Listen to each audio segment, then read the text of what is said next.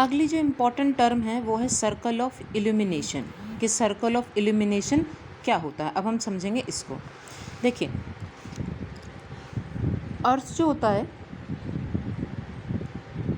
अर्थ होता तो इस पोजीशन में है, लेकिन अल्टीमेटली चाहे आप उसको और झुका लीजिए, आधा ही पोर्शन होगा। अगर मान लीजिए इधर सूरज है, ठीक है, तो इस आधे पोर्शन पे धूप डायरेक्टली लग रही होगी और इस आधे पोर्शन पे धूप नहीं होगी। दैट मीन्स यहाँ क्या होगा, यहाँ होगी डार्कनेस। क्या होगी?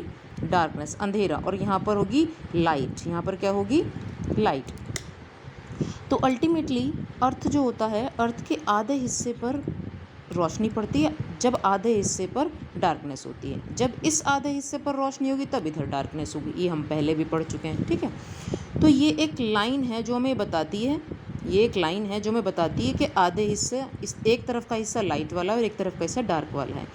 तो ये जो लाइन है, अगर मान लीजिए ये है सर्कुलर शेप में है, अगर हम इस पर लाइन ड्रॉ करेंगे तो वो ऐसे घूम कर बनेगी ना, पूरे ऐसे घूम कर जाएगी पीछे तक, क्योंकि अर्थ जो है वो सर्कुलर शेप में है, तो वो लाइन ऐसे घूम कर आएगी ना। तो ये सर्कल इसलिए कहलाता है भाई, आगे से होते हुए पीछे तक होकर आएगी लाइन, तो इसलिए सर्कल कहलाता है, सर्कल ऑफ इल्यूमिनेशन कहलाता है, ठीक है। तो ये वो सर्कल है जो ये बताता है कि एक तरफ वाला पोर्शन पे लाइट है और एक तरफ पोर्शन पे डार्कनेस है। ये देखिए, ये देखिए इधर सूरज है, ये है वो लाइन, सर्कल ऑफ इल्यूमिनेशन। तो सर्कल ऑफ इल्यूमिनेशन एक इमेजिनरी लाइन है, यानी कि जो हम अपने दिमाग में सोचते हैं, जिससे हम ये समझ सकें, किसी को समझा सकें कि वो ये जो लाइन है ये दर्शाती है कि आधा हिस्सा लाइट में है और आधा हिस्सा अंधेरे में है, ठीक है। एक और बात, क्योंकि अर्थ थोड़ा सा टिल्टेड होता है, अर्थ थोड़ा सा टिल्टेड मतलब झुका हुआ होता है, ये देखिए थोड़ा सा झुका हुआ है, ठीक है। लेकिन रोशनी तो आधे हिस्से पे पड़ेगी, जिस तरफ वो सामने नज़र आ रहा है, तो आधे हिस्से पे देखिए रोशनी है, आधे हिस्से पे रोशनी नहीं है। और अर्थ क्योंकि झुका हुआ है, इसलिए सर्कल ऑफ इल्यूमिनेशन कोई से भी एक्सिस पॉइंट को काटती नहीं है, किसी भी एक्सिस पॉइंट से नहीं मिलकर जाती, क्योंकि ये लाइन थोड़ी टिल्टेड होती है और ये लाइन बिल्कुल सीधी है, जो अर्थ के आधे लाइट वाले और आधे वाले डार्क वाले हिस्से को दर्शाती है।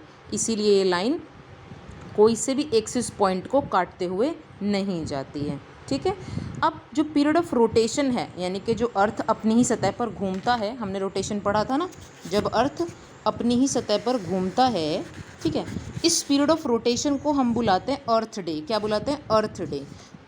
अर्थ का एक दिन पूरा, वो पूरा एक चक्कर लगाता, अर्थ का एक दिन हो जाता। मान लो आपने एक पूरा एक चक्कर लगाया, तो मान लीजिए ये वाला हिस्सा जो था, मैं इस पर पेन चला देती हूँ,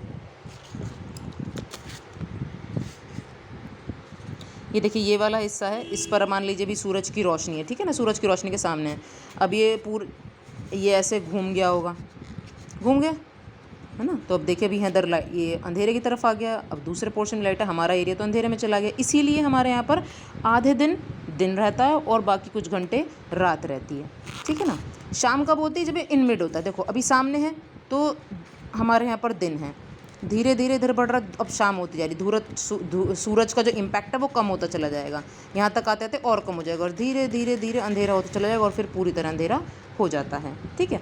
फिर दोबारा अगले दिन सूरज के सामने आने लगता है तो दोबारा से धीरे धीरे रोशनी आने लगती है, ठीक है। समझ में आ गई आपको बात? और जब बिल्कुल सामने होता तब दोपहर वाली धूप होती है, सबसे तेज वाली। तो ये है अर्थ डे कहलाता है। जो रोटेशन है, पीरियड ऑफ रोटेशन, ये अर्थ डे कहलाता है। और अर्थ के इसी मूवमेंट को, ये जो दो प्रकार के अलग अलग मूवमेंट है, इन्हें ही मोशन कहा जाता है। ये जो रोटेशन है, रोज का घूमना, ये उसका डेली का काम है, अर्थ का डेली मोशन है ये उसका, ठीक है। अब सवाल एक ये आता है कि अगर अर्थ रोटेट ना करे तो क्या होगा? What would happen if the earth did not rotate? अगर अर्थ रोटेट ना करे तो क्या होगा? अब ये भी समझ लेते हैं कि क्या होगा। देखिए मैंने अभी आपको कहा, मान लीजिए हमारा पोर्शन यहाँ पर है, ये इधर सूरज है, ठीक है, मैंने यहाँ पर रख दिया, अर्थ रोटेट नहीं कर रहा है, यहीं कहीं यहीं है, ठीक है। तो अब क्या होगा? ये वाला पोर्शन हमेशा धूप झेलेगा, इस पोर्शन में पूरी तरह धूप होगी। मैं इसमें ना सर्कल ऑफ इल्यूमिनेशन भी ड्रॉ कर देती हूँ, रुक जाइए ज़रा।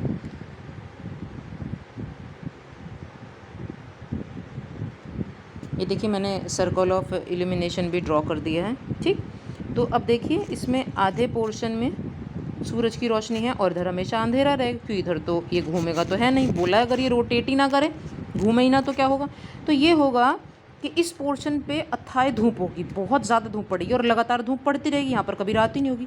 और क्योंकि यहाँ कभी रोशनी नहीं निकलेगी इस पोर्शन में और यहाँ पर हमेशा ही धूप बनी रहे, वो अंधेरा बना रहेगा, तो धीरे धीरे ये डार्कनेस यहाँ पर बहुत ही जमने वाली ठंड हो जाएगी धीरे धीरे, क्योंकि ये एरिया कभी भी धूप देख नहीं पाएगा।